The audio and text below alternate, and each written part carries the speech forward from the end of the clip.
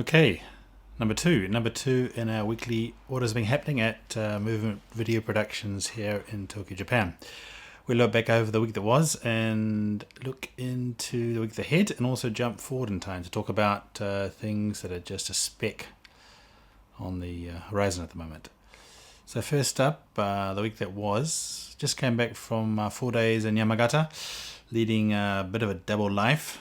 Daytime was scouting for our autumn and winter shoot, and then when the sun went down, it was sleepless evenings, editing for an hour-long event video that needed to be done. The daytime was visiting onsens, a fruit orchard, an EI dojo. EI is a bit like Kendo, but without the scary hitting and shouting bits. And a winery. Went to a winery amongst the endless rice fields of Yamagata. Our summer shoot was more about the natural spots that have a religious, perhaps spiritual is a better word, aspect to them. Places that are not just only visually beautiful, but have centuries of meaning and significance to them for those seeking a connection to themselves through nature.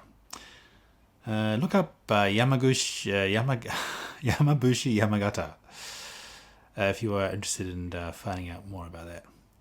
But anyway, so our autumn shoot is going to be more about getting out and around Yamagata, enjoying the tastes, sounds, views, and experiences without thinking too much about it all. Action and a bit of adventure, I guess.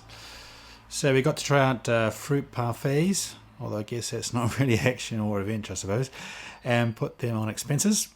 However, the nights actually, were spent battling corrections required for a live broadcast opening of a data center.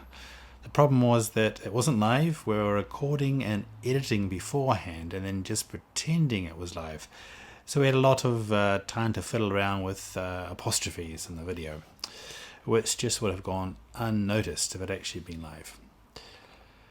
Anyway, these pre-recorded shoots for pretend live events, ones which would have actually been live in person before COVID, are increasing.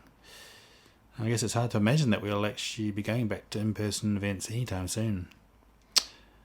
Right, looking ahead to this week, we need to get the storyboard done for the Yamagata autumn shoot. But the biggest thing I think to do is get finalized to get the set for this multi-day studio shoot coming up. It's another pre-recorded, but let's pretend it's live thing. And the budget for last year's was tiny compared to what the client wanted visually, but this year we got a budget that means we can probably gold plate the mics. It's probably not a good use of funds there, so I want to make sure it's looking really, really good. It will be a 3-camera setup with an electric slider, planning to use the Blackmagic studio cameras, I think, and lights will be some HMIs and others. Looking forward to this one actually. Other things coming up would be finishing off some edits for a UN agency that we've been doing on disaster relief, putting together testimonies from the Samoa tsunami. Was it about 10 years ago now, I guess? The survivors of the tsunami had to wipe the tears away while listening to what they went through as parents, as I was editing. It's really tough. Well, tough for them, of course. Long term would be same as last week, I guess. This Hiroshima promotion short film thing, which I haven't done any more of. Hoping that actually by mentioning it every week here, I embarrass myself into having a progress report for the next week.